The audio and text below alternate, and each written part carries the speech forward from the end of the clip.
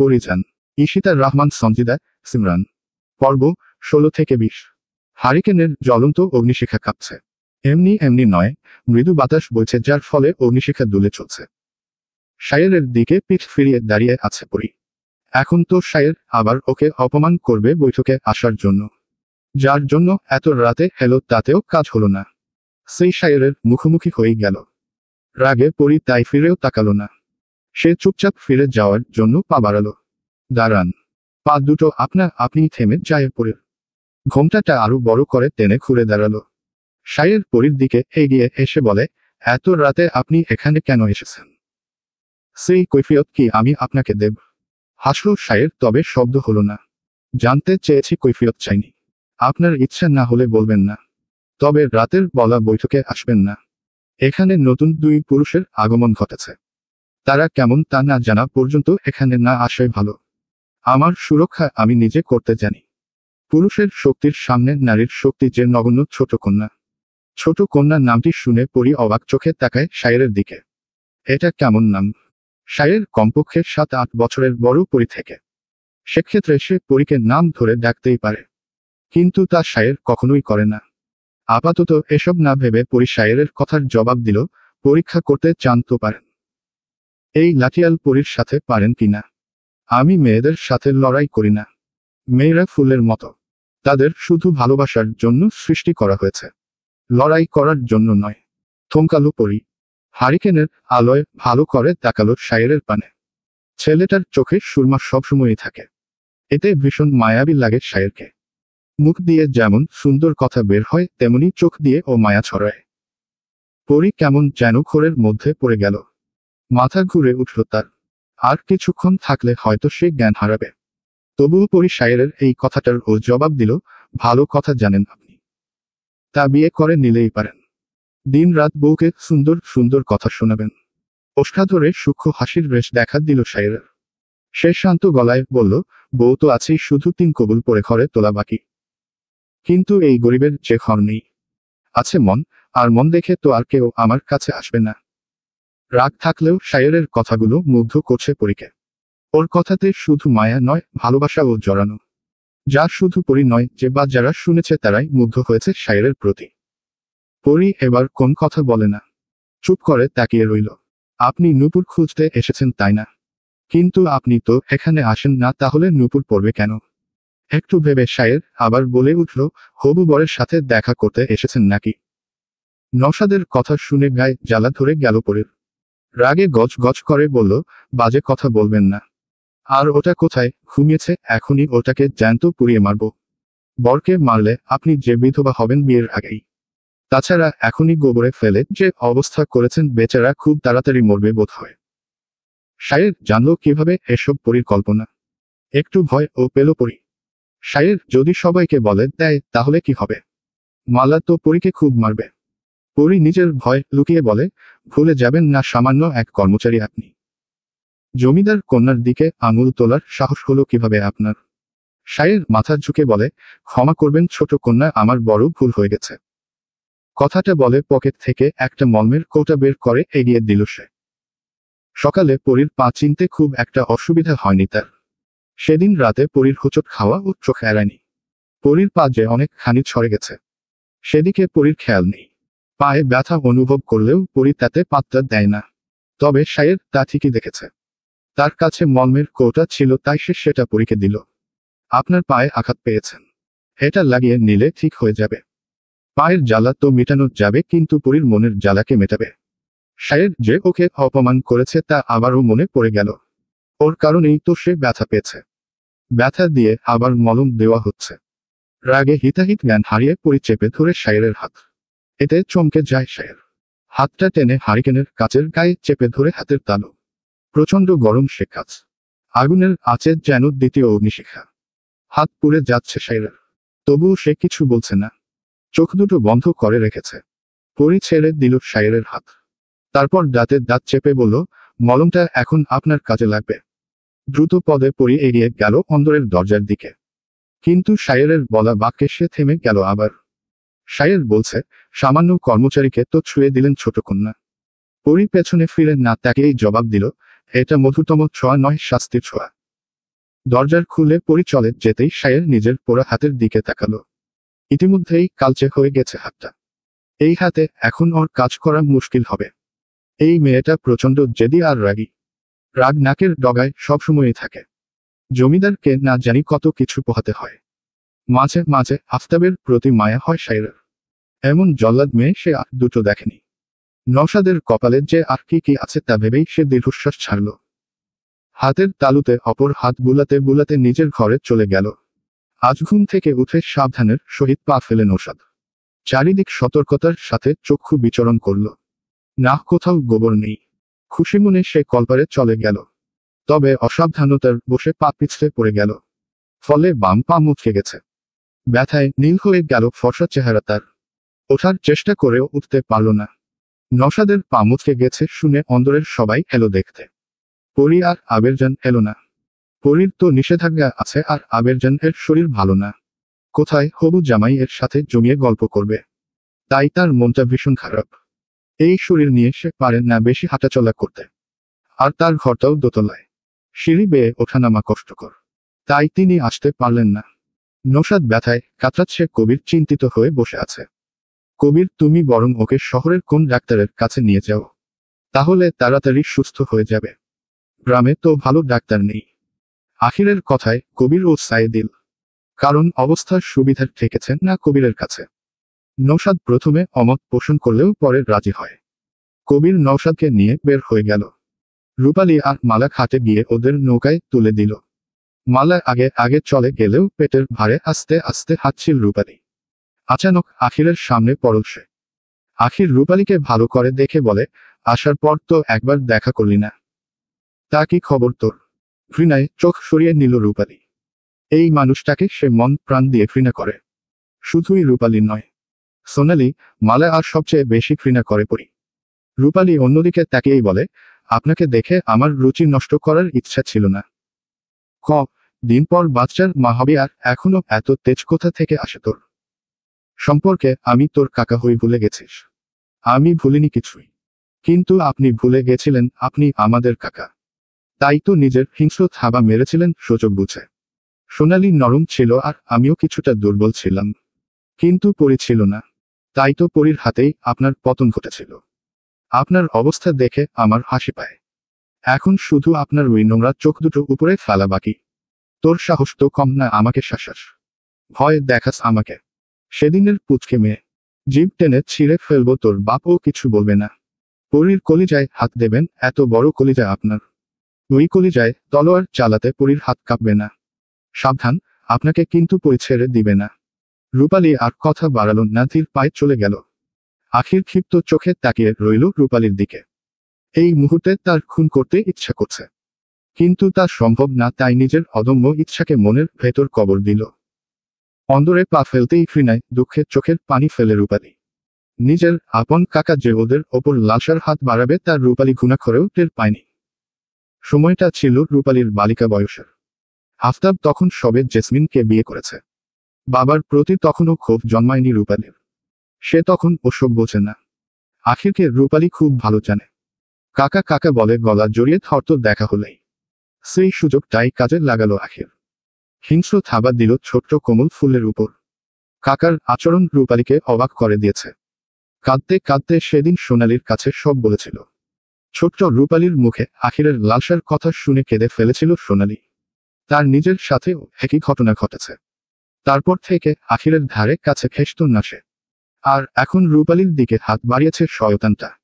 সোনালি সেদিন অনেকক্ষণ আরশিতে নিজের প্রতিবিম্ব দেখেছিল। কি আছে এই সৌন্দর্যে, যার কারণে আপন মানুষ পর্যন্ত ছাড় দেয় না। নিজের সুন্দর চেহারাকে একটা অভিশাপ মনে করে সে।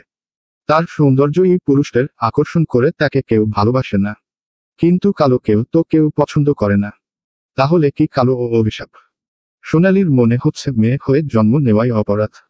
কিন্তু আল্লাহ তো নারীদের স্থান সর্বোচ্চ করেছে। মায়ের পদতলে সন্তানের বেহেশত রেখেছে। তাহলে তো নারীর মূল্য অনেক। কারণ প্রতিটা নারী একদিন মা হবে। তবে দুনিয়ার পুরুষ কেন মেয়েদের লালসার শিকার বানায়? অনেক কেঁদেছিল সোনালি, বারবার প্রার্থনা করেছিল আল্লাহ যেন ওর রূপ ফিরিয়ে নেয়।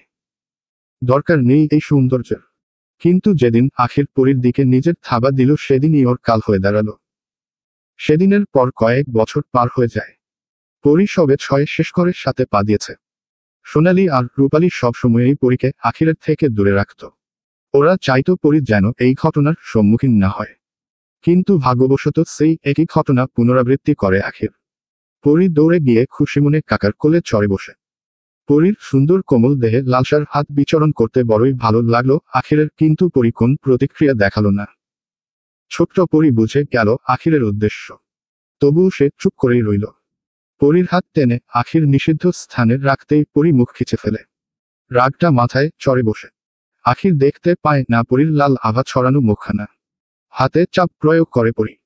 এখানে সামনের দিকে তাকিয়ে হাতের চাপ আস্তে আস্তে বৃদ্ধি করে সে। আখির ঘাবড়ে যায় পরীর কাছে। ঠেলে সরিয়ে দিতে চায় পরীকে, কিন্তু তার শক্তি সে হারিয়েছে। পরি এত জোরে তাকে ধরেছে যে আখির নিজের শরীরের ভর ছেড়ে দিল। এখন তার নিঃশ্বাস দিতে কষ্ট হচ্ছে, কিন্তু পরি তাকে ছাড়ছে না। সে পরীকে কিছু বলতেও পারছে না।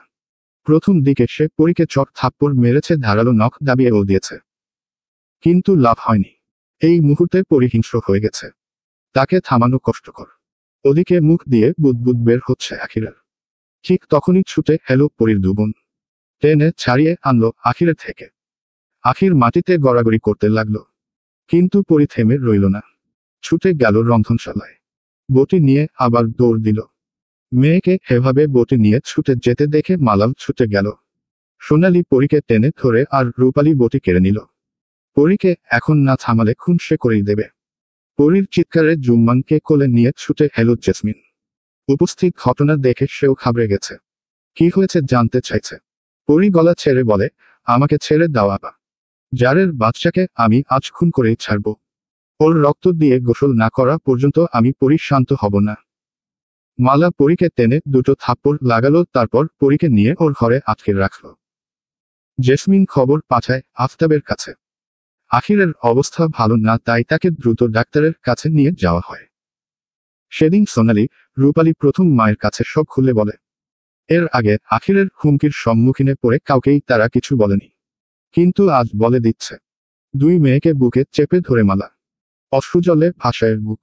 সৌন্দর্য যে মালাকেও এই পরিস্থিতির সামনে দাঁড় করিয়েছে। মা মেয়েরা যেন এক লালসার প্রাণী যে সবাই থাবা মারে। তবে সেদিনের পর নিজের পুরুষত্ব হারায় আখির। ডাক্তারের অনেক চেষ্টায় প্রাণ ফিরে পেলেও নিজের পুরুষত্ব ফিরে পায় না, যার কারণে আখির আজও পরীর উপর খেপা। আর পরীর মাথায় চাপা প্রতিশোধের আগুন এখনো আছে। প্রাণ চাই সে আখিরের। কিন্তু ওই ঘটনার পর থেকে মালা পরীকে নিয়ে আরো সচেতন হয়। মালা বুঝে যায় পরী আখিরের থেকে প্রতিশোধ তুলবেই। প্রয়োজনে আফতাবের উপর আক্রমণ করতেও পিছপা হবে না। বাপ মেয়ের লড়াই থামাতে পরীকে ঘরবন্দি করে রাখে সে।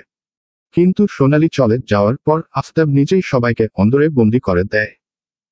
কিন্তু এত বছর পরও প্রতিশোধের আগুন একটুও কমেনি পরীর। আখির ও পরীর প্রতি জন্মানো ক্ষোভ যত্ন করে পুষছে। কখন যে চাচা ভাতিজির যুদ্ধ শুরু হয় তা এখন কেউই বুঝতে পারবে না, কারণ দুজনেই ঠান্ডা মাথার খিলাড়ি। Dash dash dash dash. দুপুরে খেতে বসে সায়ের পড়ল বিপদে। ডান হাতটাই পুড়িয়ে দিয়েছে পরী। এখন সে খাবে কিভাবে? সকালে দুটো রুটি খেয়েছিল বিধায় তেমন সমস্যা হয়নি, কিন্তু এখন তো ভাত মেখে খেতে হবে। সায়ের পারল না খেতে। মালা সায়েরকে চুপচাপ বসে থাকতে দেখে জিজ্ঞেস করল, কি হইল সায়ের? খাও না কেন? ইতস্তত করে সায়ের প্লেটে হাত রাখতেই মালার চোখ পড়ল ওর হাতে। মৃদু চিৎকার দিয়ে মালা বলে উঠল, ও মা, হাতের এই অবস্থা হইল কেমনে? এখন খাবা কেমনে? সায়ের মাথা নিচু করে বলে, হারিকেনের সাথে লেগে পড়ে গেছে। একটু দেইখা কাম করবা তো। আহারে কতখানি পুইরা গেছে। আহ, আমি খাওয়াইয়া দেই। না বড় মা, আমি পারবো। কথা কইও না। তুমি তো আমার ছেলের মতোই। আমার সোনালিও তো তোমার বয়সী আছিল। আমি খাওয়াইয়া দিতেছি। মায়ের ভালোবাসা কপালে লেখা নেই সায়েরের, তাই তো অকালে মাকে হারাতে হয়েছে। মাকে কখনো বলতে পারেনি যে, মা আজ তোমার কোলে মাথা রেখে ঘুমাবো। আর তুমি আমাকে গল্প বলবে।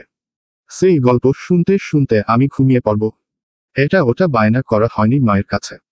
আঁচলে মুখ মোছা হয়নি। একটুখানি মাতৃত্বের গন্ধ ও নাকেতেও খেলেনি। কারণ তাকে জন্ম দিয়েই সে পরলোক গমন করেছেন। তাই তো সায়েরের জীবনটা অতি বিষাদময় কেটেছে। শৈশব কেটেছে আরো অবহেলায়। এতগুলো বছর পর কেউ তাকে খাইয়ে দিচ্ছে ভাবতেই ভালো লাগছে ওর। মালা পরম যত্নে খাবার তুলে দিচ্ছেন শায়েরের মুখে, আর শায়ের বাচ্চাদের মতো খাচ্ছে। খাওয়া শেষ করে বাইরে এসে চোখের কোণে জমে থাকা জলটুকু সযত্নে মুছে নিল সে। মালা যে শায়েরকে খাইয়ে দিয়েছে তা পরীর কানে যেতে সময় লাগলো না। পরীর চামচা কুসুম দিয়ে বলে, জানেন পরী আপা বড় মায় শায়ের ভাইরে খাওয়াইয়া দিছে আইজ।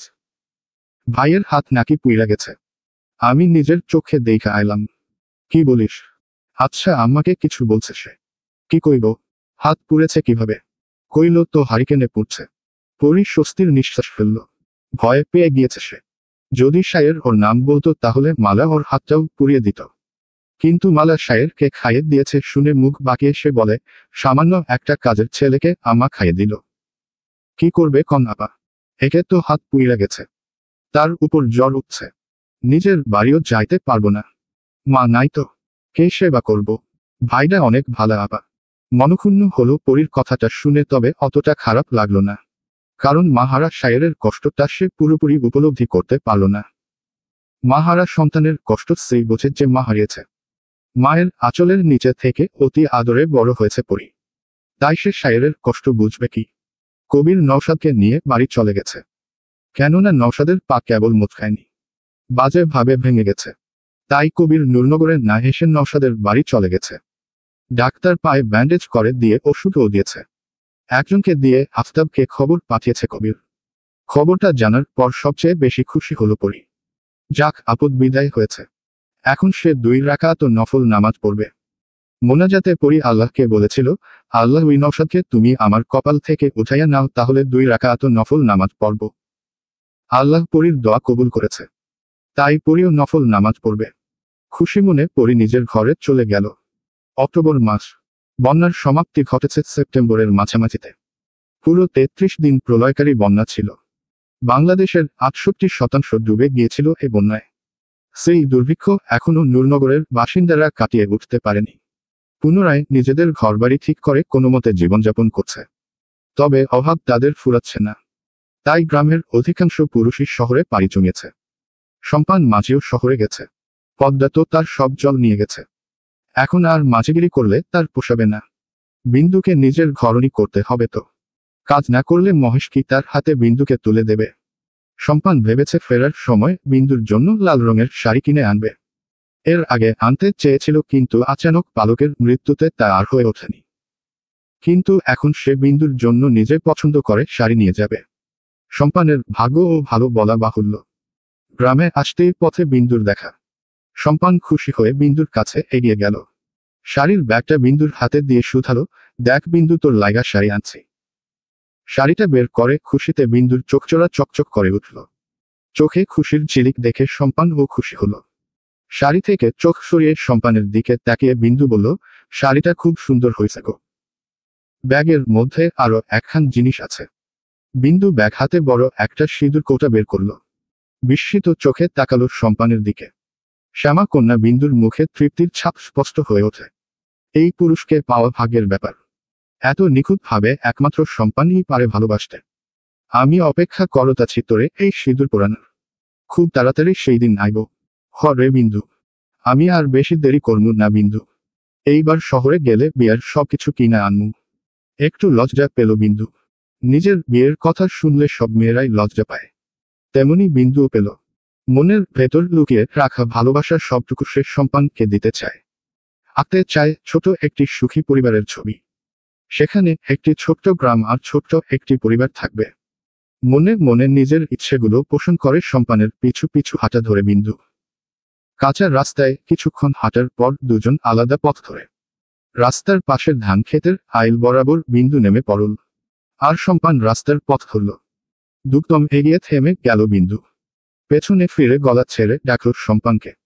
বিন্দুর মাঝে কি এমন দেখলা যে তোমার বিন্দুরেই লাগবো? সম্পান হেসে বলে, বিন্দুরে দেখার পর তো আর কাউরে দেখি নাই। দুনিয়ার সবচাইতে সুন্দর মায়েরা যদি আমার সামনে আসে তাগো মাঝে আমি এই বিন্দুরেই খুঁজমু। আমার খালি বিন্দু হইলেই চলব।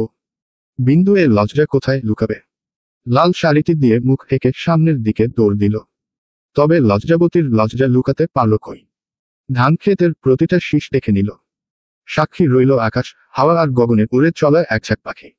কিন্তু সামলতা বিন্দু ভাবল তার লজ্জা সে আড়াল করে ফেলেছে। সম্পান দূর থেকেই বিন্দুর দৌড়ানো দেখছে। কিছু দূর গিয়ে ধপ করে মাটিতে পড়ে গেল বিন্দু। উঠে আবার দৌড় লাগালো। সেই দৌড় গিয়ে থামল জমিদার বাড়ির প্রাঙ্গণে। বন্যার শেষে জমিদার বাড়ির চেহারা পাল্টে গেছে। আগের মতো নেই। দরজার বাইরে করা পাহারা। 6 জন মিলে বাইরে পাহারা দিচ্ছে। বৈঠকে ও 2 জন আছে। আগের কঠোর রূপ ধারণ করেছে জমিদার বাড়ি, যেখানে প্রবেশ করতে হলে আফতাবের অনুমতির প্রয়োজন। জমিদার বাড়ির বিশাল প্রাঙ্গণে গাড়ি বেড়েছে 4খানা। 3খানা ভ্যানগাড়ি হলেও 1খানা গরুর গাড়ি। গাড়িতে মালপত্র ওঠাচ্ছে 2 জন। কেমন একটা সাজ রব।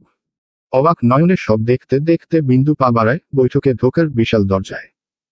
লতিফের অনুমতি পেয়ে বৈঠক পেরিয়ে অন্দরে পা রাখল বিন্দু। কুসুম ব্যতীত আরও 3 জন কাজের মেয়ে রাখা হয়েছে। তারা এই গ্রামেরই মেয়ে। চিনতে খুব একটা অসুবিধা হলো না বিন্দুর। তবে তাদের সাথে কথা না বলে বিন্দু গেল তার প্রিয় সখীর কাছে। পরীকে আজ নতুন নতুন লাগছে। নতুন পোশাকে তৈরি করছে নিজেকে পরী। দেখে মনে হচ্ছে কোথাও যাবে সে।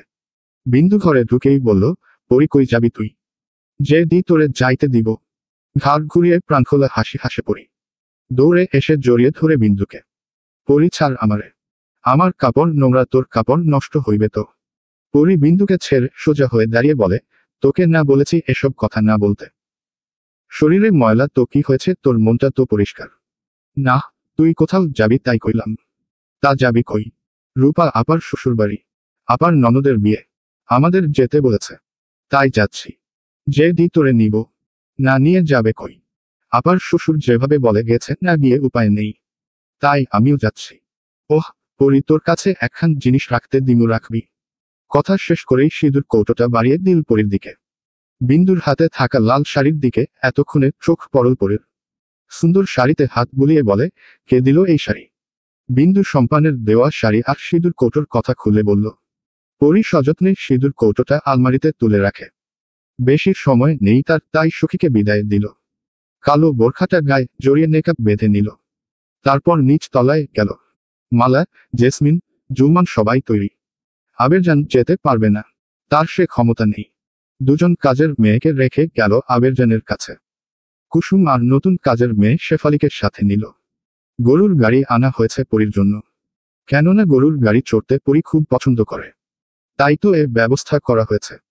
মালা, জেসমিন উঠে এক গাড়িতে। আফতাব আর আখির অন্য গাড়িতে। শায়ের সহ আরো 2 জন উঠেছে অপর গাড়িতে। গরুর গাড়িতে পরীর সাথে জুম্মান, কুসুম আর শেফালি। পরীকে দেখে রাখার জন্যই ওদের সাথে দিয়েছে মালা। কাঁচা মাটির রাস্তায় হেলেদুলে চলছে গরুর গাড়ি। পরীর ভীষণ ভালো লাগছে। মাটির গন্ধ আসছে নাকে। সাথে গ্রামের দৃশ্য।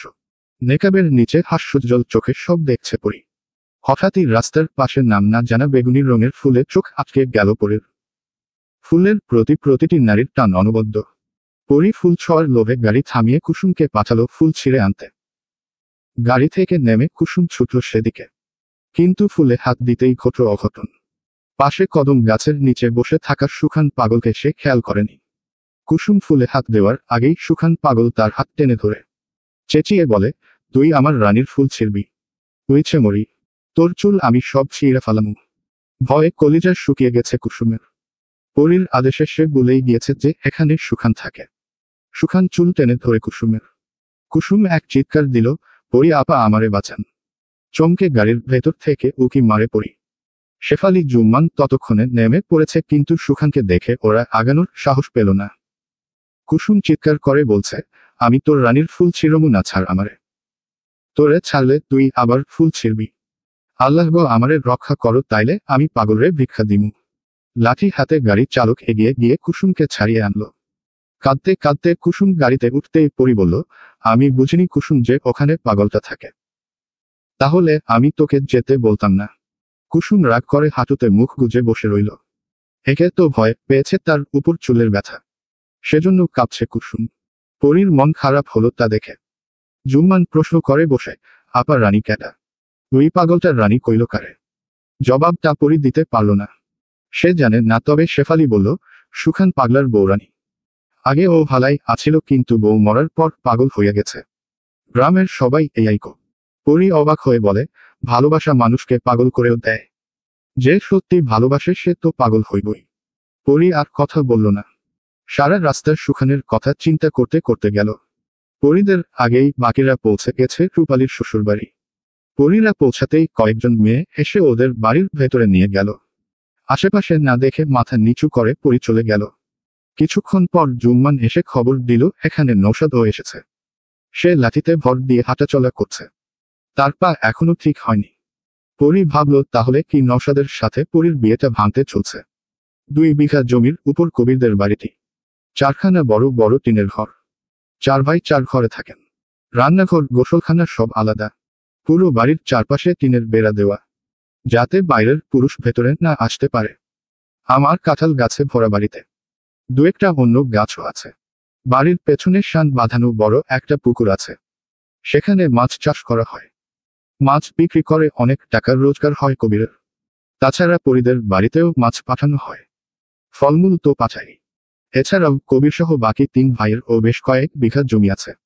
বাড়িটা দেখলে যে কেউ এই বাড়িতে নিজের মেয়ে দিতে চাইবে। স্বনামধন্য পরিবারের মেয়েদের এই ঘরে তুলেছে রূপালীর শ্বশুর। রূপালী এবাড়ির সেজ বউ। রূপালীর বিয়ের 6 মাস পর ওর দেওরের বিয়ে হয়। তবে 3 চা মিলে হিংসে করে রূপালীকে। কেননা তারা রূপালীর মতো অত সুন্দর নয়।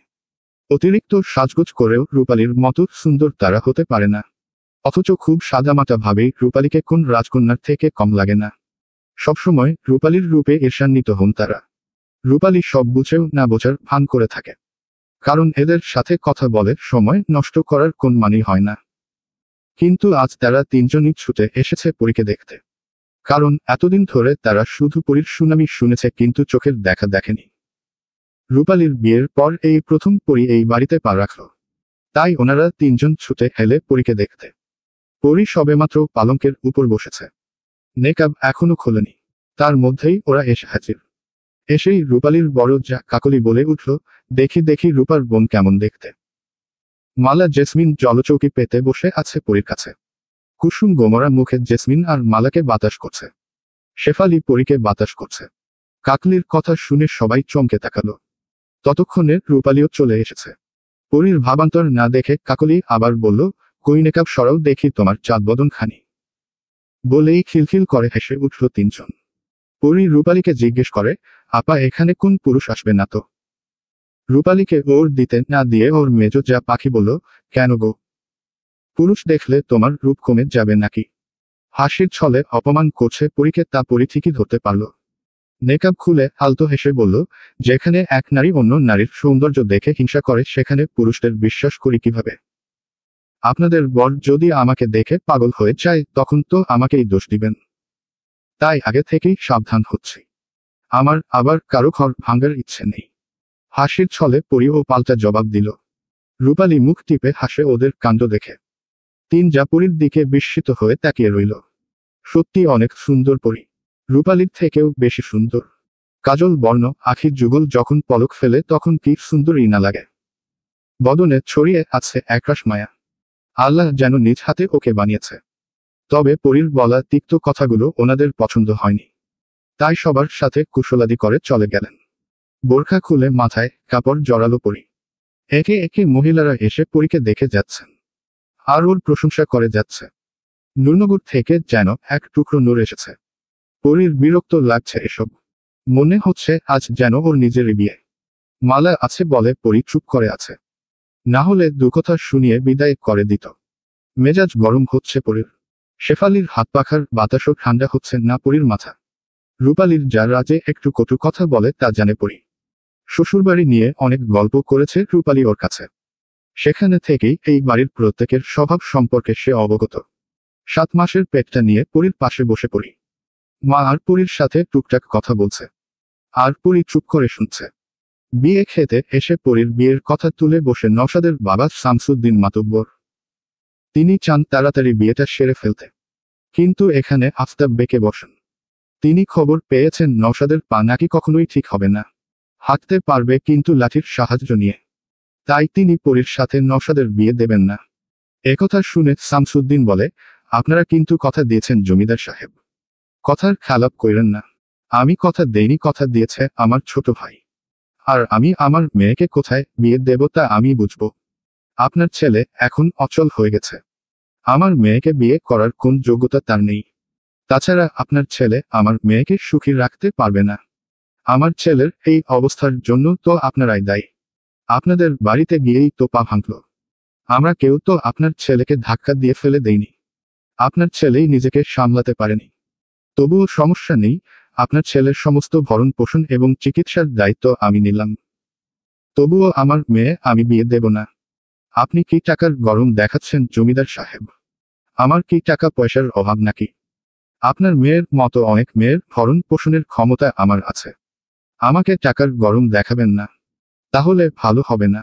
তা কি করবেন আপনি? পাল্টা জবাব দিল শামসুদ্দিন। দু এক কথায় কথা কাটাকাটি শুরু হয়ে গেল। লোকজন জড়ো হয়েও গেল। কেউ কাউকে ছেড়ে কথা বলছে না। লোক জানাজানি বেশি হওয়ার আগেই শায়ের আফতাবকে সরিয়ে নিল। আলাদা ঘরে টেনে নিয়ে বলল, এখন মাথা গরম করবেন না। নওশাদের বাবা কিন্তু ভালো লোক নয়। তিনিও প্রভাবশালীদের একজন। প্রতিশোধ নিতে সে পাগল হয়ে যাবে।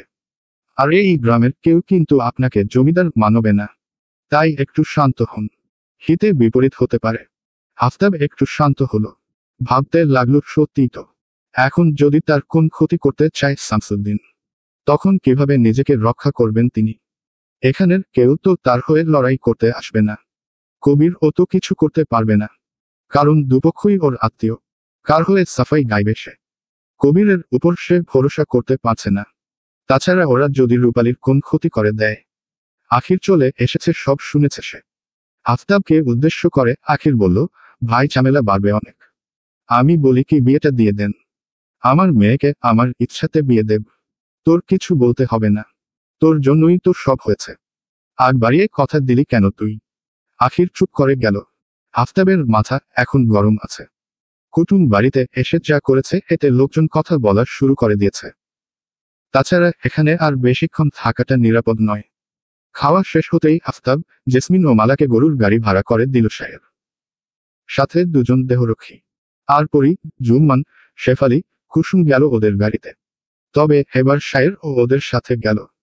কারণ যদি ওদের ক্ষতি করতে আসে তখন কি হবে? তাই গাড়ি চালকের পাশে গিয়ে বসে সে। শায়ের ঠিকই সন্দেহ করেছিল।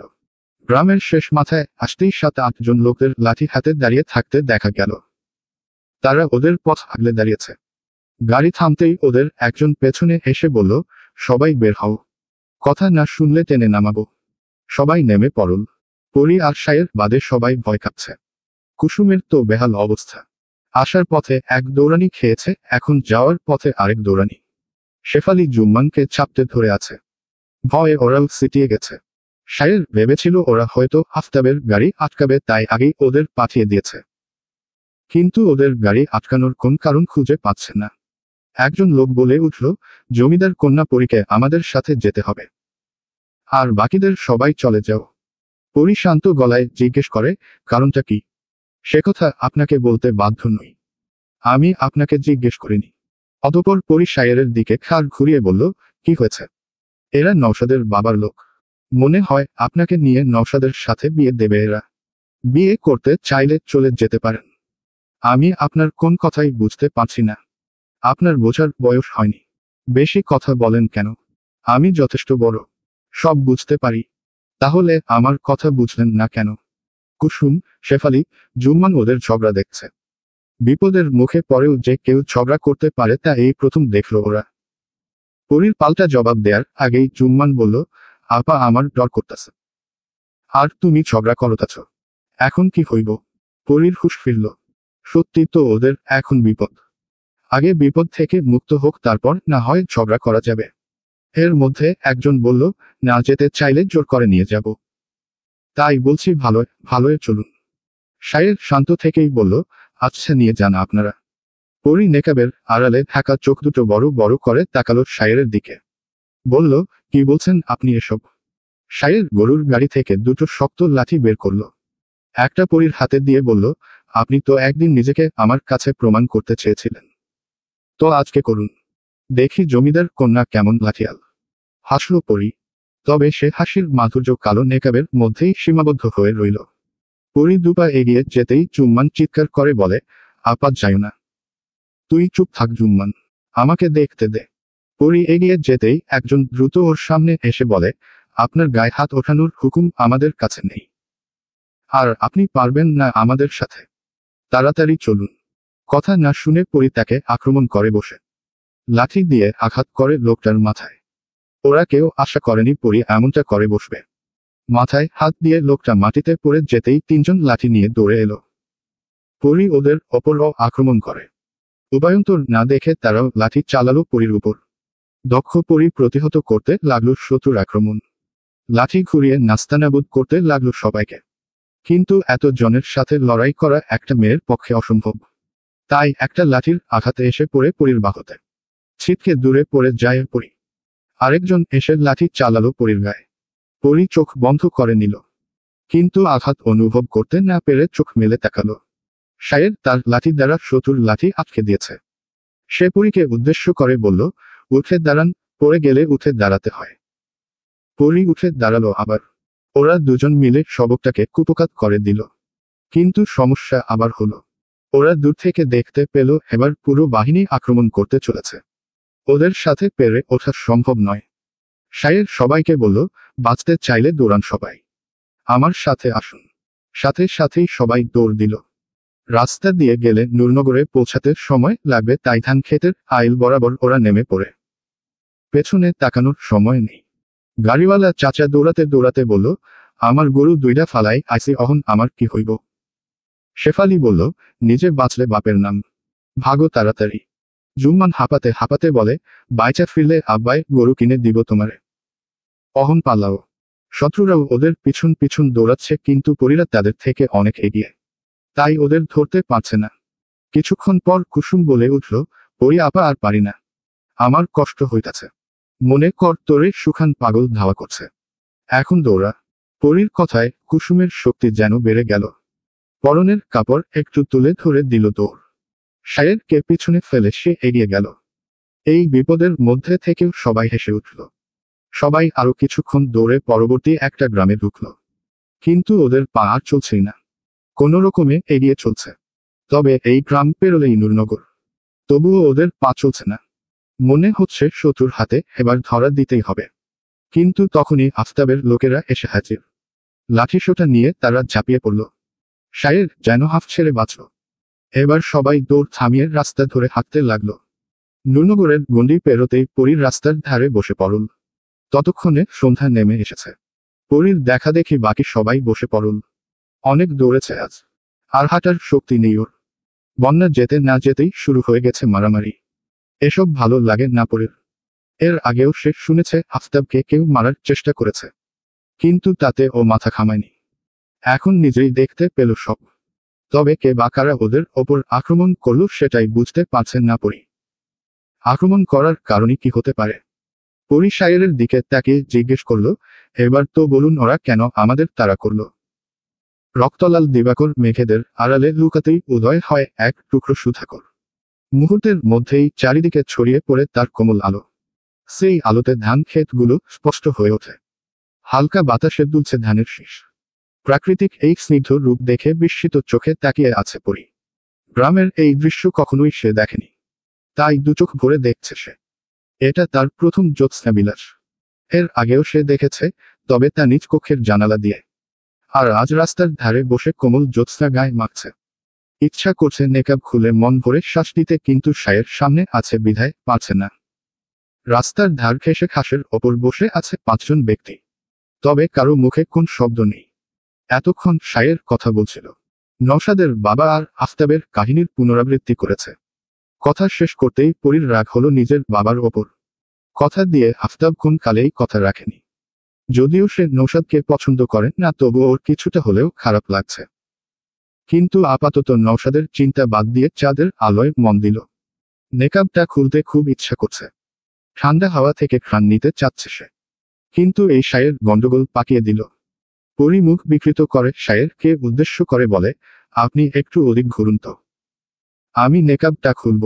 শায়ের কথা বলল না। চুপচাপ অন্যদিকে ফিরে ঘাসের ওপর টান হয়ে শুয়ে পড়ল। এক হাত চোখের উপর দিয়ে রাখল। পরী একটু খুশি হলো। নেকাব সরিয়ে জোরে জোরে শ্বাস নিল। আহা, চারিদিক থেকে কত রকমের ঘ্রাণ আসছে। এরকম অনুভূতির সাথে কখনোই মিলিত হয়নি পরী।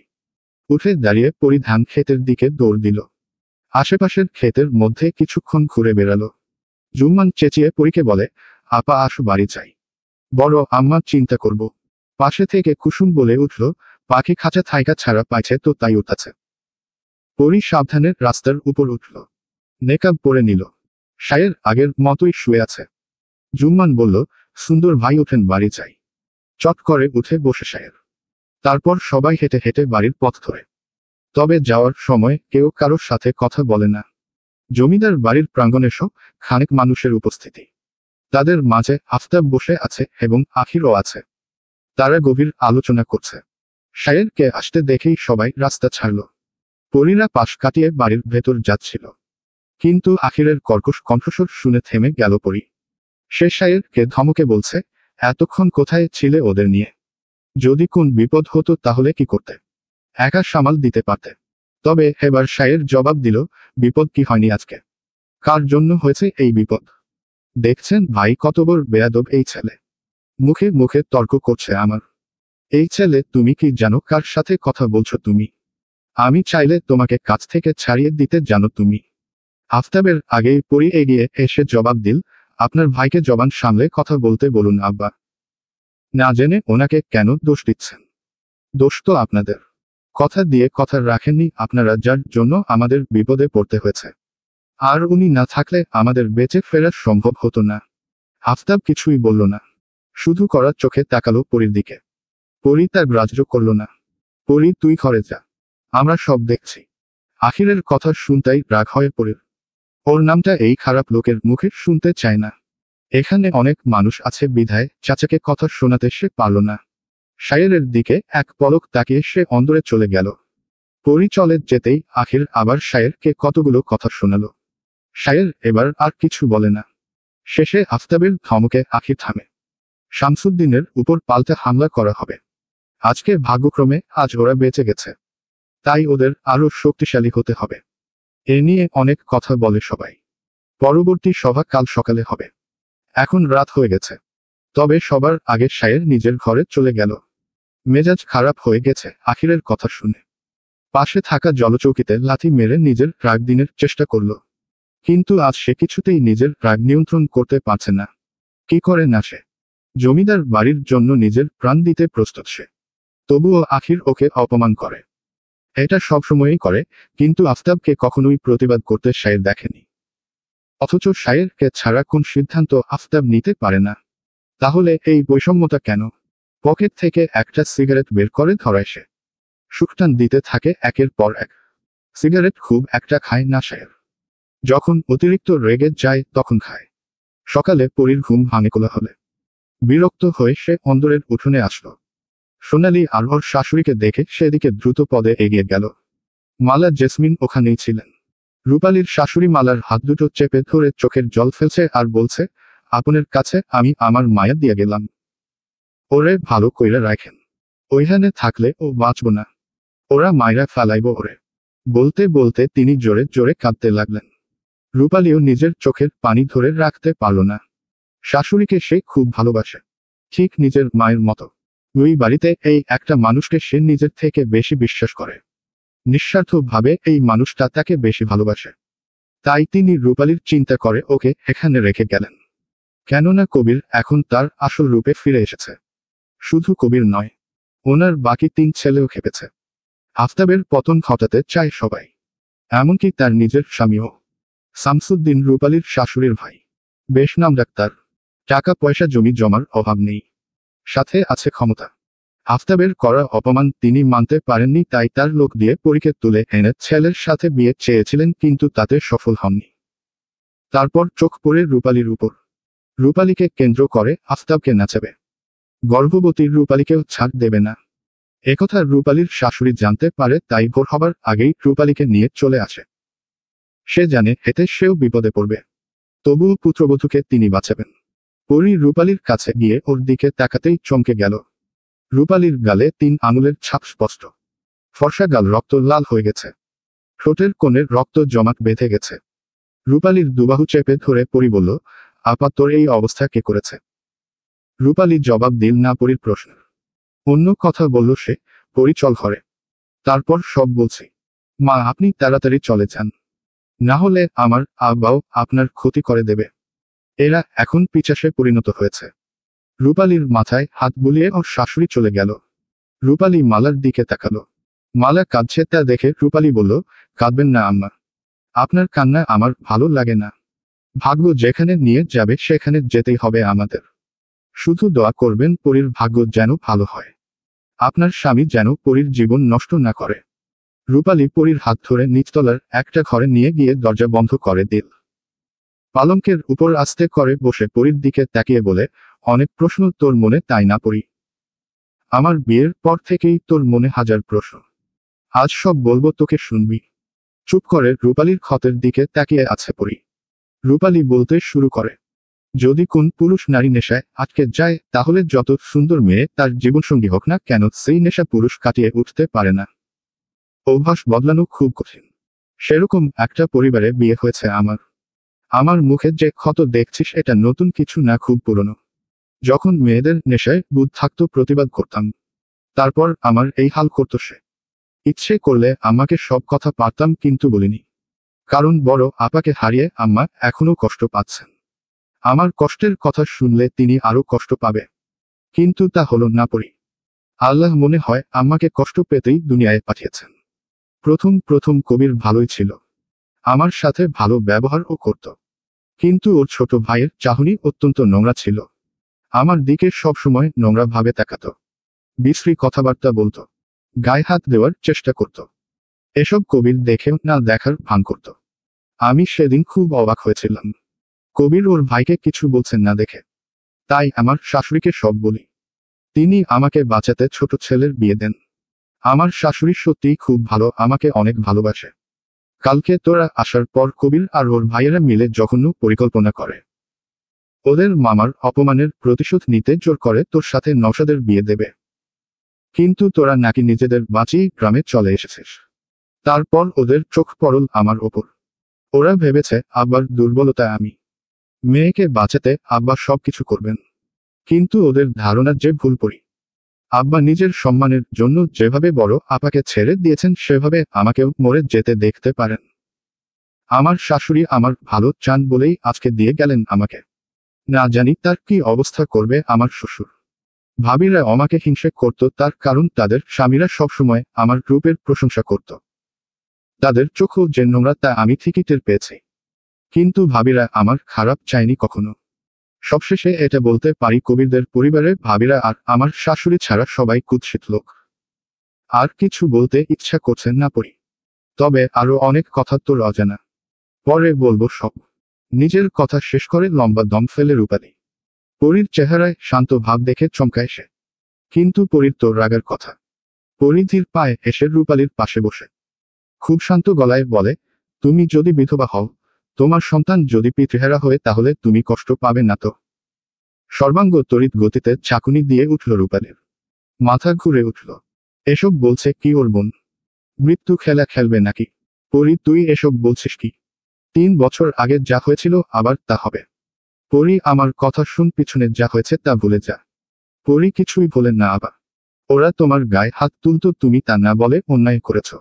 শাস্তি তোমাকেও পেতে হবে। শাস্তি হিসেবে বিধবা হতে হবে তোমাকে। নিজেকে তৈরি করো। পরী, এমন করিস না বোন আমার। আমি ভালো নেই তো কি হয়েছে, তোকে ভালো রাখবো আমি। ওদের সাথে তুই পারবি না পরী। ওরা ভয়ানক, আমার কথা শুন পরী। তাতে আমার কিছু যায় আসে না আপা। ওরা তোমার গায়ে হাত তুলেছে। মনে আছে তোমার গায়ে হাত দেওয়ার কারণে সুশীলকে আমি।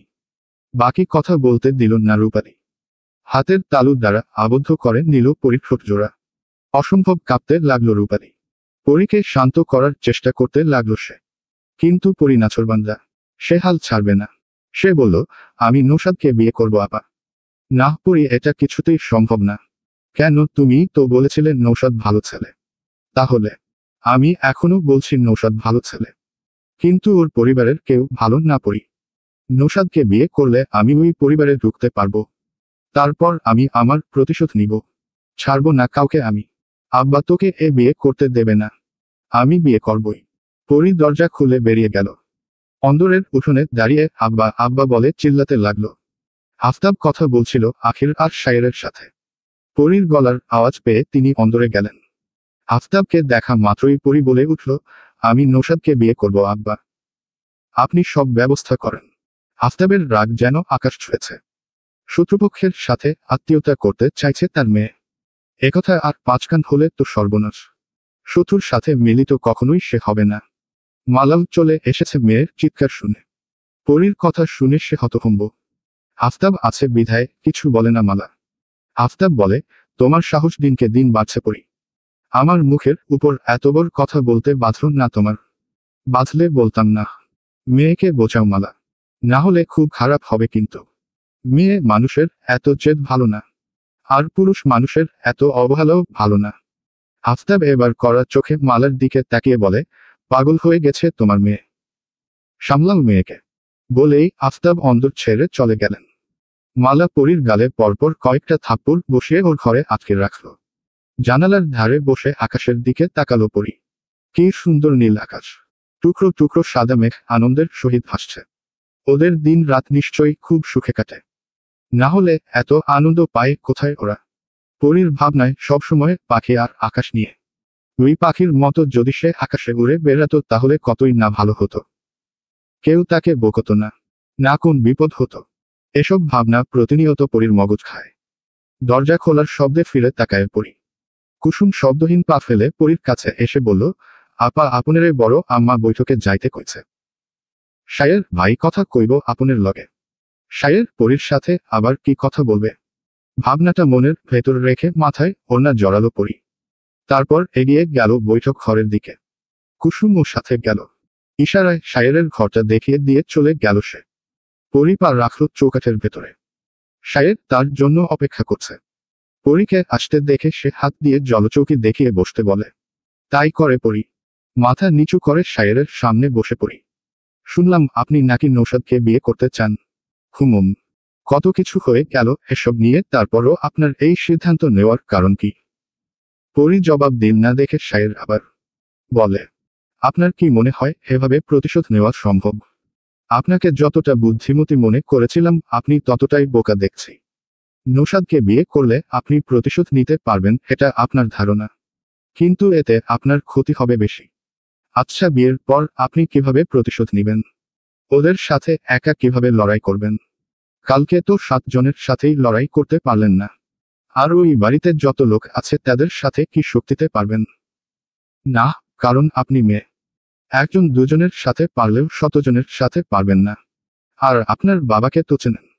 দরকার পড়লে আপনাকে খুন করে ফেলবে, তবুও নওশাদের সাথে আপনার বিয়ে দেবেন না। নিজের বিপদ ডেকে আনবেন না। আর মাথা গরম না করে ঠান্ডা মাথায় ভাবুন, তাহলেই বুঝতে পারবেন একা যুদ্ধে জয় করা অনেক কঠিন। আপনি যা ভাবছেন তা আপনার জন্য বিপজ্জনক। তাই ওসব চিন্তা বাদ দিন। তার জন্য আমরা সবাই আছি। আপনি ঘরের দিক সামলান। আমি জানি আপনি শক্ত মনে মানুষ, কিন্তু আপনার মা এবং বোন কিন্তু তা নয়। যা করবেন ভেবে করবেন। আমিও আবারও বলছি, এভাবে কখনোই প্রতিশোধ নেওয়া সম্ভব না। মাথা ঠান্ডা রাখুন। শায়েরের বলা প্রতিটি কথাই সত্য। তা মাথা খাটিয়ে ভেবে দেখল পরী। ঈশ্বর কি বোকা সে! ভাবতেই ওর নিজেরই লজ্জা করছে। নিজের গ্রামে পরী যা করুক না কেন অন্য গ্রামে তা পারবে না। আফতাব নিজেই তো পারল না। মেজাজ আরো খারাপ হলো পরীর। তবে তা এই মুহূর্তে প্রকাশ করে না। চুপ করেই বসে আছে সে। পরীকে এখনো চুপ থাকতে দেখে শায়ের বলে, তো এখন কি সিদ্ধান্ত নিলেন? নৌশাদকে বিয়ে করবেন? পরী চট জলদি উঠে দাঁড়িয়ে বলে, আমি আসি। প্রশ্নের উত্তরটা দিলে ভালো হয়। আপনাকে বলার প্রয়োজন বোধ করছি না। এক দৌড়ে নিজের কক্ষে চলে এলো পরী। ভাবনা ওর বাড়ছে। কবিরের কাছে তাহলে ও পৌঁছাবে কিভাবে? রূপালীকে করা আঘাতগুলো পরীকে পোড়াচ্ছে খুব। সহ্য হচ্ছে না পরীর। কবিরকে খুন করতে পারলে ভালো হতো। কিছু একটা মনে করে পরী ছুটল নিচতলায়। পথেই মালা ওকে টেনে ধরে কলপারে নিয়ে যায়। কয়েক বালতি ভর্তি পানি। আরেক বালতি ভরার জন্য কল চাপছে কুসুম। মালা পরীকে বসিয়ে মাথায় পানি ঢালতে লাগলো। অবাক হয়ে পরী বলে, আম্মা করেন কি? চুপ থাক। সবসময় মাথা গরম থাকে। আজ সব ঠান্ডা কইরা দিতেছি। হতাশ হলো পরী। মাথায় পানি ঢাললে তো মাথা ঠান্ডা হবে, কিন্তু ওর মনের যে দাবানল হচ্ছে তা কিভাবে ঠান্ডা হবে? পরী মাথার তুলে মায়ের দিকে তাকিয়ে বলে, মাথায় তো ঠান্ডা পানি দিতেছেন, পোড়ানে ঠান্ডা পানি কেমনে দিবেন? মালার হাত থেমে গেল। আর পানি ওঠাতে পারলেন না তিনি। কুসুমকে পানি ঢালতে বলে চলে গেলেন। কেটে গেছে দুদিন। এই দুদিন পরী শুধু শায়েরের কথাগুলো ভেবেছে। একবার নয়, বারবার ভেবেছে এটা করলে অনেক বড় ক্ষতি হতো পরীর। তাই ওসব বাদ দিয়েছে পরী। আজকে নিঃশব্দে বিন্দু এসে পরীর পাশে দাঁড়ালো। বিন্দুর অস্তিত্ব পেয়ে পরী ফিরে তাকালো। প্রিয় সখীর মুখটা দেখে খুশি হতে পারল না পরী। কেননা আজকে যে সে মুখ ভার করে রেখেছে। বিন্দুর বিরসচিত্ত বদনের দিকে তাকিয়ে পরী জিজ্ঞেস করে, কি হয়েছে বিন্দু? মুখটা শুকনো কেন? প্রশ্নের জবাবে কেঁদে দিল বিন্দু। মুক্তার ন্যায় অশ্রুগুলো হানা দিল শ্যামা কপলে। পরী চিন্তিত হলো বিন্দুর চোখে পানি দেখে। যে গজদন্তিনীর ঠোঁটে সর্বদা হাসি থাকতে আজ সে ঠোঁট কান্নায় ভাঙছে। কি হয়েছে বিন্দু, বল আমাকে। পরী, আমি মনে হয় মাচিরে পামুনারে। বলেই বিন্দুর কান্নার বেগ বাড়ল। পরী ওর চোখের জল মুছে দিয়ে বলে, আগে আমাকে সব বল, না হলে বুঝবো কিভাবে। ওই দিন মাঝি আমারে কাপড় দিছে, সিন্দুরের কোটা দিছে। এই কথা ক্যাডা জানি আমার মায়েরে কইয়া দিছে। মা আমারে অনেক মাছে পড়ি। আমার লাল কাপড়টা পরাইয়া দিছে। অখন সিন্দুরের কোটা কোথায় তা জিগাইতাছে। আমি কি কর্মু পড়ি? বলে দে, তুই সম্পান মাঝিকে ভালোবাসিস, বিয়ে করতে চাস। আর সম্পান মাঝিও এখন তোকে বিয়ে করতে পারবে। কইছি পড়ি, কিন্তু মা বিয়ে দিবেন না মাঝির লগে। মাঝির নাকি বাপের পরিচয় নাই। হের মায় ও নাকি জানেন না ওর বাপ কেডা। বিন্দুর কথায় বিস্মিত হলো না পড়ি। সম্পান যে পিতৃহারা তা জানে পড়ি। গর্ভবতী অবস্থায় নিজের ভাইয়ের বাড়িতে উঠেছিল সম্পানের মা। নিজের বোন বলে সেদিন সম্পানের মামা তাকে থাকার জায়গা দিয়েছে। বাড়ির এক কোণে ছোট্ট একটা ঘর তুলেছিল সম্পানের মা রাখি। সেখানেই জন্ম সম্পান। গ্রামের অনেক লোক কথা শুনিয়েছিল রাখিকে। কেননা নিজের ভালোবাসার মানুষের হাত ধরে পালিয়ে গিয়েছিল রাখি। বছর খানেক বাদেই ফিরে আসে সে। কিন্তু ওর স্বামীর খবর কেউ জানে না। রাখির ভাষ্যমতে ওর স্বামী ওকে রেখে শহরে কাজে গেছে 3 মাস আগে। আর আসেনি। রাখি আর থাকতে না পেরে চলেই আসে। তবে রাখির বিশ্বাস তার স্বামী একদিন ফিরে আসবেই। সেজন্য আজও অপেক্ষা করছে রাখি। সবার কটু কথা সহ্য করে ছেলেকে নিয়ে পড়ে আছে এখানে। গ্রামের সবাই সন্দেহ করে রাখিকে। অবৈধ সন্তান হিসেবে জানে সম্পানকে। সম্পানকেও কম কথা শুনতে হয় না। কিন্তু মায়ের অতীত সম্পর্কে অবগত সে। রাখি সবই বলেছে ছেলেকে। এও বলেছে সম্পানের বাবা এখনো বেঁচে আছে। সেজন্য রাখি আজও শাখা সিঁদুর পরে। ঠিক এই কারণেই চন্দনা নাকচ করেছে সম্পানকে। মেয়ের মুখে সম্পানের কথা শুনতেই বিস্ফোরিত হয়ে নিজের মেয়েকে কয়েক ঘা বসিয়ে দেয়। বিন্দুকে সম্পানের সাথে বিয়ে দিলে লোকে কি বলবে? চুনকালি পড়বে মুখে। চন্দনা তা হতে দেবে না। দরকার পড়লে মেয়েকে হাত পা ভেঙে ঘরে বসিয়ে রাখবে। তবুও সম্পানের হাতে বিন্দুকে তুলে দেবে না। পরী দীর্ঘশ্বাস ছাড়ল। বিন্দুর হাত ধরে টেনে পালঙ্কের উপর বসিয়ে বলল, চিন্তা করিস না। তোর বিয়ে সম্পান মাঝির সাথেই হবে। আপাতত চুপচাপ থাক। সম্পান মাঝি এখন কোথায়? বিন্দু নাক টেনে জবাব দিল, শহরে গেছে। আইব কবে জানি না। এক কাজ কর তুই। তোর মা কে কিছু বুঝতে দিবি না। ভান ধরবি যে তুই সম্পান মাঝিকে ভুলে গেছিস। সম্পান মাঝি আগে গ্রামে ফিরে আসুক, তারপর পরবর্তী চিন্তা ভাবনা করা যাবে। বিন্দু জড়িয়ে ধরে পরীকে। চোখের জলে ভাসালো পরীক্ষাত। সে জোরে জোরে কাঁদতে কাঁদতে বলে, আমি মাঝিরা ছাড়া বাঁচমু না পড়ি। সত্যি করে ময়রা যেমন। নিজের থেকে বিন্দুকে ছাড়িয়ে নিল পরী। রেগে গিয়ে বলল, মরার কথা বলস কেন? থাপ্পড় চিনোস? যা বলেছি তাই করবি। এখন বাড়িতে যা। নিজেকে ধাতস্থ করে উঠে দাঁড়ালো বিন্দু। দরজা পর্যন্ত যেতেই পরীর ডাকে খুলে দাঁড়ালো সে। বিন্দু, মানুষ পাগলের মতো ভালোবাসে কেমনে? এতক্ষণে একটুখানি হাসল বিন্দু। ঠোঁটে হাসির রেশ ধরেই বলে, পাগলের মতো কেউ ভালোবাসে না। ভালোবেসেই মানুষ পাগল হয়। সুখান পাগলার মতো। কি জানি। আমি তো আর দেখিনি সুখান পাগলা ওর বউরে কেমন ভালোবাসত। একটুখানি চুপ থেকে বিন্দু আবার বলল, সত্যি ভালোবাসলে মানুষ পাগল হবেই। কেউ বাইরে থেকে তো কেউ ভেতর থেকে। বিন্দুর প্রস্থানও পরীর ঘোর কাটল না। তবে বিন্দুর কথাটা বাস্তব। সত্যিকার ভালোবাসা একটা মানুষকে পাগল বানিয়ে দেয়। প্রিয় মানুষকে হারানোর যন্ত্রণা সবাই সহ্য করতে পারে না। যারা সহ্য করতে পারে তারা মন থেকে ভেঙে পড়ে। আর যাদের সহ্য হয় না তারা মানসিক চাপ সহ্য করতে না পেরে পাগল হয়ে যায়। শরীরের ক্ষত সারানো গেলেও মনের ক্ষত সারানো সম্ভব না। পুরনো স্মৃতি আঁকড়ে ধরে বেঁচে থাকা অনেক কঠিন। প্রতিদিন মৃত্যুর সমতুল্য যন্ত্রণা নিয়ে এগিয়ে যাওয়া সহজ কাজ নয়। অভাব, অনটন, টাকা পয়সাহীন অসহায় হয়েও বেঁচে থাকা যায়, কিন্তু বেদনাময় অতীতকে সাথে নিয়ে বেঁচে থাকা অধিকতম কষ্টকর। তার জলজান্ত প্রমাণ সুখান পাগল। নিজের প্রিয়তমাকে হারিয়ে সে নিজেকে ঠিক রাখতে পারেনি। তার স্মৃতিচারণ করতে করতে আজ সে এমন স্থানে এসেছে যে এখন তার স্মৃতিতে তার প্রিয়তম ছাড়া অন্য কিছুই নেই। পরি শুধু ভাবছে কিভাবে মানুষ এত ভালোবাসতে পারে। কই সে তো পারছে না কাউকে ভালোবাসতে। তার জীবনে তো কেউ আসেনি এখনো। কিভাবে সে বুঝবে যে একটা মানুষ তাকে ভীষণ ভালোবাসে? সোনালি, বিন্দু আর সুখান নিজেদের ভালোবাসার প্রমাণ দিয়েছে।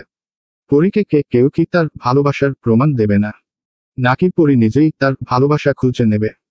কিন্তু কিভাবে? ডিসেম্বরের মাঝামাঝি সময়ে শীত বাড়তে থাকে। এ সময়ে কুয়াশাচ্ছন্ন হয় চারিদিক।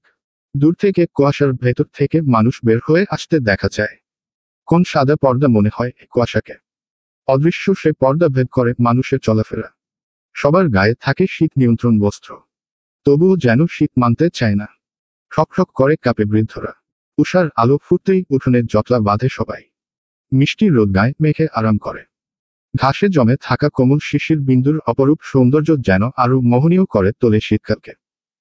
মানুষের পদচরণে ভাঙে সে শিশিরের ঘর। মাকড়সার জালে জমে থাকা শিশির দেখে মনে হয় যেন স্বচ্ছ কাচের তৈরি ঘর। কারিগর যেন খুব যত্নে তৈরি করেছে। আঙুল দিয়ে টোকা দিতেই চড়ো চড়ো করে শিশির ঝরে পড়ল। জালের উপর থাকা মাকড়সাটা দৌড়ে চলে গেল। বিন্দু খিলখিল করে হেসে উঠল তা দেখে। এই কাজটা করতে ওর ভীষণ ভালো লাগে।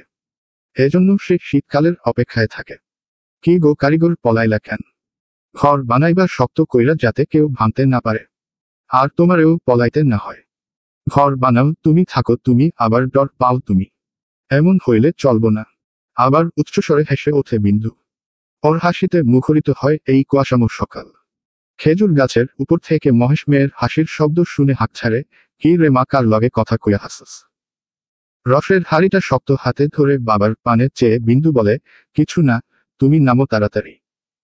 মহেশ স্থির গতিতে নেমে পড়ল। বাবার হাত থেকে আরেকটা হাড়ি সে হাতে নিল। লম্বা বাঁশের দুই প্রান্তে 6টা করে মোট 12টা রস ভর্তি হাড়ি বাঁধা আর বিন্দুর দুই হাতে দুটো। মহেশ বাঁশটা কাঁধে নিয়ে বাড়ির পথে রওনা দিল। বিন্দু চলল বাবার পিছু পিছু। শীতকালে মাছ ধরে না মহেশ, কারণ তখন পানি শুকিয়ে যায়। পদ্মায় জাল ফেলে তখন মাছ পাওয়া দুষ্কর। খেজুর গাছ কেটে রস সংগ্রহ করে বাজারে বিক্রি করে সে। আর চন্দনা বাড়ির আঙ্গিনায় সবজি চাষ করে। তা দিয়েই চলে সংসার। এখনো সূর্যের আলো দেখা দেয়নি। এই সময়ে রোজ মহেশ আর বিন্দু বের হয় রস আনতে। বাবার সাথে যেতে বিন্দুর বেশ লাগে। মহেশ আর বিন্দুর আগমনে দৌড়ে যায় সখা। রসের হাড়ি হাতে নিয়ে খুশিতে গদগদ করে মায়ের কাছে গেল। চন্দনা বড় পাতিল চাপিয়েছে মাটির চুলায়। ইন্দু উনুন ধরাচ্ছে। চন্দনা এক হাড়ি রস বিন্দুর হাতে দিয়ে জমিদার বাড়িতে দিয়ে আসতে বলে। বিন্দুও সাথে সাথে ছুটল। মেয়ের যাওয়ার পানের দিকে তাকিয়ে দীর্ঘশ্বাস ফেলে চন্দনা। মেয়েটার মাথা থেকে যে সম্পানের ভূত নেমেছে তাতেই সন্তুষ্ট সে। না হলে রক্ষে ছিল না। গায়ের মানুষ যে ছিছি করত। বাপের নাই খবর, না জানি কোন অকাম করে বাচ্চা জন্ম দিয়েছে। ভালোই হয়েছে বিন্দু বুঝতে পেরেছে। চন্দনা মহেশকে ডেকে বলে, হ্যাঁ গো শুনছু, পশ্চিম পাড়া থাইকা বিন্দুর লাইগা একখান সম্বন্ধ আছে। পোলা খুব ভালা, শহরে কাম করে। ফুল্লি বু আয়া কইল। আমি কিছুই কই নাই। তুমি একটু খোঁজ নিয়ে দেখো। ভালো হইলে আগামু। মহেশ মাথা নেড়ে বলে, দেখ মুনে, পোলা যদি ভালো হয় তাইলে আমি আপত্তি করমু না। আমার বড় মায়া ভালো থাক এইটাই চাই আমি। স্বামীর কথায় যার পর নাই আনন্দিত হলো চন্দনা। মেয়েটাকে ভালো ঘরে বিয়ে দিতে পারলেই খুশি সে। দিন দিন গায়ের রং আরো চাপা হচ্ছে বিন্দুর। হবেই না বা কেন? সারাদিন রোদে টোকলা সেধে বেড়ালে এমন তো হবেই। না হলে মেয়েটা আরেকটু ফর্সা হতো বলে মনে করে চন্দনা। শহর থেকে গ্রামের ফেরার পথটার দিকে তাকিয়ে আছে বিন্দু। সে রোজ এখানে এসে দাঁড়ায় ওর সম্পানের জন্য। কিন্তু সম্পান মাঝির দেখা মেলে না। সেই যে গেছে আর আসেনি। বিন্দু তাকে জানাতে পারেনি যে তার মা সব জেনে গেছে। সেদিন পরীর কথা মতো কাজ করেছিল বিন্দু। চন্দনা প্রথমে বিশ্বাস না করলেও বিন্দুর হাবভাবে বুঝেছে তার মেয়ে সম্পানকে ভুলে গেছে। কিন্তু বিন্দুর মনে সম্পানের জন্য এখনো আগের মতো ভালোবাসা আছে তা ঘুণাক্ষরেও টের পায়নি চন্দনা। বিন্দু প্রতিদিন অপেক্ষা করে কবে আসবে তার মাঝি, কবে লাল রঙের রঙিন করবে তার সিথি। মন যে আর মানছে না। বিরহের দহনে পুড়ছে মন, ঝলসে যাচ্ছে সারা অঙ্গখানি। কবে তার প্রিয়তমের হাতের ছোঁয়ায় ঠান্ডা করবে মন। যন্ত্রণায় সে যে ছটফট করছে। অশান্ত মনকে মিথ্যা সান্ত্বনা দিতে দিতে বিন্দু এগিয়ে চলল জমিদার বাড়ির দিকে। জমিদার বাড়িতে লোকজনের সমাগম সবসময়ই থাকে। আজকে এর বিচার তো কালকে ওর বিচার। কাজ নিয়ে সবসময় দরবার হতেই থাকে। পাহারা তো আছেই। শামসুদ্দিনের উপর পাল্টা হামলা করা আর হয়নি। পুলিশ কেস হয়ে গিয়েছিল। পুলিশ দুই পক্ষকে কঠিন হুঁশিয়ার করে গিয়েছে। এরপর কোন সংঘর্ষ হলে পুলিশ তাদের গ্রেফতার করতে বাধ্য হবে। এ কথায় দুই পক্ষ দমে যায়। তবে সুযোগ পেলে কেউ কাউকে ছাড় দেবে না। সপ্তবর্ণের রক্ষীদের পাশ কাটিয়ে অন্দরে ঢুকল বিন্দু। উঠোনের এক কোণে একটু রোদ এসে পড়েছে।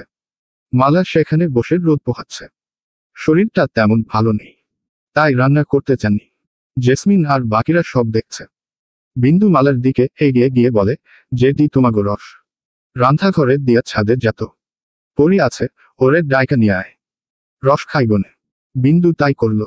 এই সকাল বেলা পরি ছাদে কি করে তা ভাবতে ভাবতে ছাদে উঠল বিন্দু। পরি বেলিফুল ছিঁড়ে চুলে গাচ্ছিল। বেলিফুল তার ভীষণ প্রিয়। মন মাতানো তার সুবাস। এই সুবাস নিতে সে ছাদে আসে। মাটির টবে অনেকগুলো বেলিফুল গাছ লাগিয়েছিল পরি। ফুলে ভরে গেছে ছাদ। বিন্দু পরির কাছে গিয়ে বলে, এই সকাল বেলা ছাদে আইছস কেন পরি? বিন্দুর দিকে তাকিয়ে একাল হাসল পরি। কানে দুটো ফুল গুজে বলল, দেখতো কেমন লাগছে? তুই তো এমনই সুন্দর। তোর গায়ে আছে বইলা ফুলগুলা সুন্দর লাগতেছে, কিন্তু ওই গাছের ফুলগুলা সুন্দর লাগতেছে না। পরি শব্দ করেই হাসল। বিন্দুর মুখে পরি সবসময় নিজের প্রশংসা পায়। পরি বিন্দুর কানে দুটো ফুল গুজে দিয়ে বলে, তোকে আরো বেশি সুন্দর লাগছে। ঈশ্বর, আমি তো কালো। আমার দেখা সবচেয়ে সুন্দর নারী তুই। তুই সুন্দর বলেই সম্পান মাঝের ভালোবাসা পেয়েছিস, আর আমি এখনো পাইনি। সম্পানের নাম শুনে বিন্দুর মুখের হাসি মিলিয়ে গেল। গোমরা মুখে বলল, মাঝি তো এখনো আইল না পরি। পরি বিন্দুর চিবুক স্পর্শ করে বলে, চিন্তা করিস না, এসে পড়বে। চল রস খাই। বিন্দু প্রতিদিন জমিদার বাড়িতে রস দিতে আসে, কারণ জুম্মান আর পরি সকাল বেলা ঠান্ডা রস খেতে খুব ভালোবাসে। দুটো গ্লাসের রস নিয়ে বসে আছে মালা। পরি দৌড়ে এসে বসে। কোথা থেকে জুম্মান চলে আসে। নিজের গ্লাসটা হাতে নিয়ে পরীকে বলে, আপা চলো দেখি কে আগে সব রস শেষ করতে পারে। আচ্ছা দেখি। দুজনে একসাথে গ্লাসে চুমুক দিল। একটু খেয়ে দুজনেই কাশতে লাগলো। এত ঠান্ডা রস কি তাড়াতাড়ি খাওয়া যায়? মালা ধমক দিয়ে বলে, আস্তে খা, নাইলে খাইতে দিমু না। সাথে সাথে চুপ হয়ে গেল দুজনেই। আস্তে আস্তে রস পান করল দুজনে। দুদিন পর সম্পান বাড়ি ফিরল। এবার আসার সময় বিন্দুর জন্য আরেকটা শাড়ি এনেছে, সাথে কিছু চুড়িফিতা। বিন্দুর কানে খবর যেতেই সে খুশিতে আত্মহারা হয়ে গেল। তার মাঝি এসেছে, এবার তাহলে ওকে এখান থেকে নিয়ে যাবে। বিন্দুর খুশি লাগছে অনেক। বাড়ি থেকে বের হওয়ার বাহানা খুঁজছে সে। সম্পানকে একটু চোখের দেখা দেখবে, কিন্তু চন্দনা এটা ওটা বলে আটকে দিচ্ছে বিন্দুকে। তখনই ফুলি এলো চন্দনার কাছে। এসেই বলল, কি গো তাড়াতাড়ি করো, ওরা আইলো বইলা। মহেশ কই? অতপর তিনি বিন্দুর দিকে তাকিয়ে বলে, আরে তুই এখানে খাড়াইয়া আছস কেন? ভালো একখান কাপড় পর। বিন্দু আগা গোড়া কিছুই বুঝতেছে না। কে আসবে? আর ওর মা কেন এত আয়োজন করছে? বিন্দু কিছু বলার আগেই মহেশ মিষ্টি নিয়ে এসে চন্দনার হাতে দিল। চন্দনা বিন্দুকে নতুন কাপড় পরতে পাঠালো। মনের সংশয় নিয়ে নতুন কাপড় পরল বিন্দু। চন্দনার কাছে কিছু জিজ্ঞেস করলেই ধমক দিচ্ছেন। ইন্দু নিজের বোনকে সুন্দর করে সাজিয়ে দিল। চুল বেঁধে চোখে কাজল পরিয়ে দিল। বিন্দু চুপ করে দাঁড়িয়ে আছে। পাত্র পক্ষ এসে পড়েছে। তাদের খাবার এগিয়ে দিচ্ছেন চন্দনা আর ফুলি। সাথে মহেশও আছে। মহেশ খবর নিয়েছে ছেলের। খুবই ভালো ছেলে। তার মেয়ে সুখেই থাকবে সেখানে, তাই সেও রাজি। বিন্দুকে দেখে সবাই পছন্দ করে। তা শুনে চন্দনার খুশি দেখে কে। বিয়ের দিনও ঠিক হয়ে গেল। এখন পৌষ মাস চলছে। পৌষ মাসে বিয়ে হওয়া অমঙ্গল, তাই মাঘ মাসের শুরুতে বিয়ে ঠিক হয়। কেউ গিয়ে বিন্দুকে জিজ্ঞেস করেও না যে সে রাজি কিনা, সে অন্য কাউকে ভালোবাসে কিনা। সবাই তাদের মতামত দিচ্ছে। বিন্দু আর অপেক্ষা করল না। পাত্র পক্ষ চলে যেতেই সে ছুট লাগালো। হলুদ শসে ক্ষেতের পাশ দিয়ে দৌড়ানোর রমণীর চক্ষুযুগল ভেজা। কাজল লেপটে গেছে চোখের জলে। শাড়ির আঁচল শসে খেতে গড়াগড়ি খাচ্ছে। কোন দিকে তাকাচ্ছে না সে সাঙ্গতি। সে দৌড় থামালো সম্পানের বাড়িতে গিয়ে। রাখিকে জড়িয়ে ধরে কাঁদতে লাগলো বিন্দু। আচমকা বিন্দুর কাছে ভরকে গেল রাখি। সম্পান ঘুমিয়েছিল। বিন্দুর কান্না ওর ঘুম ভাঙালো। উঠে এলো সে। বিন্দু রাখিকে জড়িয়ে ধরে বলতে লাগলো, আমারে তোমার পোলার বউ বানাও গো জেডি, নাইলে এই বিন্দু মইরা যাইব। ওরা আমার চিতা সাজাইতেছে যে। সম্পান টেনে তুলল বিন্দুকে। ঈষৎ চোখের পানিতে কাজল ধুয়ে গালে লেগে আছে। চোখ দুটো ফুলে গেছে। সারা রাস্তা কাঁদতে কাঁদতে এসেছে। সম্পান বিন্দুর চোখের পানি মুছে দিয়ে বলে, কি হয়েছে বিন্দু? আমারে ফোপাতে ফোপাতে বিন্দু বলল, মায় আমার বিয়া ঠিক করছে মাঝি। আমি ওই পোলারে বিয়া করবো না। আমি তো তোমার ঘরের বউ হইতে চাই মাঝি। ওরা কেন বোঝে না? বিন্দু ঝাঁপিয়ে পড়ল ওর প্রিয়তম মাঝির বুকে। আষ্টে পৃষ্ঠে আঁকড়ে ধরে সম্পানকে। তড়িৎ গতিতে সবকিছু হওয়াতে সম্পান ভরকে গেল। বিন্দু সম্পানকে ছেড়ে সোজা হয়ে দাঁড়িয়ে বলে, তোমারে ভোলার আগে আমি নিজেরই ভুলমু। আমার শরীর নিস্তব্ধ হইব, চোখের পাতা বন্ধ হইব, হাত পা ঠান্ডা হইব, নিঃশ্বাস শেষ হইব, তাও তোমারে আমি ভুলমু না। আমি থাকতে পারমু না মাঝি। তোমার নামের সিঁদুর ছাড়া অন্য নামের সিঁদুর আমার মাথায় পড়ার আগেই যেন আমার মরণ হয়। বিন্দু কষ্কিয়া, চুপ থাক, তুই আমার বউ হবি, নাইলে কারো বউ হবি না। বলেই সম্পান অসহায় দৃষ্টিতে রাখির দিকে তাকালো। রাখি ছেলের সম্পর্কে অবগত। বিন্দুকে তিনিও ছেলের বউ হিসেবে দেখতে চান। আজকে বিন্দুর কান্না দেখে তারও কষ্ট হচ্ছে। রাখি সম্পানকে উদ্দেশ্য করে বলে, চল সম্পান, আমি আইজি কথা কমু বিন্দুর মা রলগে। রাখি সম্পান আর বিন্দুকে নিয়ে উপস্থিত হলো চন্দনার কাছে। বাড়িতে তখন বিন্দুর খোঁজ চলছিল। চন্দনা ভাবছিল মেয়েটা গেল কোথায়। তখনই ওদের তিনজনকে আসতে সেদিকে এগোয় চন্দনা। রাখি চন্দনার হাত দুটো ধরে বলে, তোমার মায়ের হাত দুইটা আমার পোলার লাইগা ভিক্ষা চাই গো দিদি। ওরা দুইজন দুইজনরে পছন্দ করে। বিয়া হইলে সুখে থাকবো। রেগে গেল চন্দনা। ঝাড়ি মেরে হাত ছাড়িয়ে নিয়ে বলল, দূর হও বাড়ি থাইকা। তোমার পোলার জন্মের ঠিক নাই। আবার ওই পোলার লগে আমার মায়া বিয়ে দেবার শখ কত? ওর লগে মায়া বিয়ে দিলে লোকে ছি ছি করব। না দিদি, ওর বাপ আছে। তা কয়জন ওই পোলার বাপ? ভুল বুঝছেন না দিদি। আমার সম্পানের বাপ আছে। তার কোন খোঁজ নাই। আমার গায়ে কোন কলঙ্ক নাই দিদি। হয়েছে আর কথা কইও না। একটা বেনমা পোলার হাতে আমার মায়া দিমু না। এই পর্যায়ে সম্পান ভয়ানক রেগে গেল। তেরে গেল চন্দনার দিকে। রাখি টেনে ধরে সম্পানকে। আমার মা নামে খারাপ কথা কইলে আপনার গায়ে হাত উঠব কইলাম। চন্দনা চেঁচিয়ে বলে, বলার সাহস কত বড়? আমারে মারব, আবার আমার মায়া বিয়া করব। এই নেমকহারাম বের হ বাড়ি থাইকা। চেঁচামেচিতে লোকজন জড়ো হয়েছে। তবে কেউ কথা বলছে না। সম্পান পাল্টা জবাব দিচ্ছে আর চন্দনা ও খারাপ খারাপ কথা বলতেছে। শেষে মহেশ এসে চন্দনাকে টেনে সরিয়ে নিল। এখানে মহেশ নিজেও কিছু বলতে পারছে না। চন্দনার কথাই শেষ কথা। কয়েকজন সম্পানকে বাড়ি যেতে বলল। যার মেয়ে সে বিয়ে না দিলে কার কি করার আছে। অবশেষে সম্পান মা কে নিয়ে ফিরে গেল। বিন্দু দৌড়ে পরীর কাছে গেল। এই মুহূর্তে পরী ব্যতীত কেউ ওর সমস্যার সমাধান করতে পারবে না। চন্দনার ভাষা শুনে বিন্দু আর সেখানে দাঁড়ায়নি। সম্পানের অপমান সে দেখতে পারবে না। পরী তখন নিজের ঘরে বসেছিল। বিন্দু এসেই হাঁপাতে লাগলো। সখীর অবস্থা দেখে পরী গিয়ে ধরল বিন্দুকে। চিন্তিত হয়ে পরী বলল, কি হয়েছে বিন্দু? এরকম করছিস কেন? বিন্দু সকল ঘটনা বলতে বলতে কেঁদে ফেলেছে। পরীর এবার রাগ হলো চন্দনার উপর। মহিলাটা ভীষণ কঠোর। এই মহিলার কঠিনতম শাস্তি হওয়া উচিত। রুষ্টচিত্ত কণ্ঠে পরী বলে, তোর মা ভালো না বিন্দু। একটা শিক্ষা দিতে হবে তোর মা কে। আমি জানি না তুই কি করবি, কিন্তু আমারে বাঁচা। মাঝিরে ছাড়া আমি থাকতে পারবো না। পরী বিন্দুকে শান্ত হতে বলে। পরী নিজে গিয়েও কিছু বলতে পারবে না। কেননা সে নিজেই চুক্তিবদ্ধ মায়ের কাছে। তাই যা করার বিন্দু আর সম্পানকেই করতে হবে। পরী কাঠের আলমারি থেকে বিন্দুর সিঁদুর কৌটো বের করে বলল, সিঁদুর পোড়ালেই বিয়ে হয় তাই না বিন্দু? চলবে।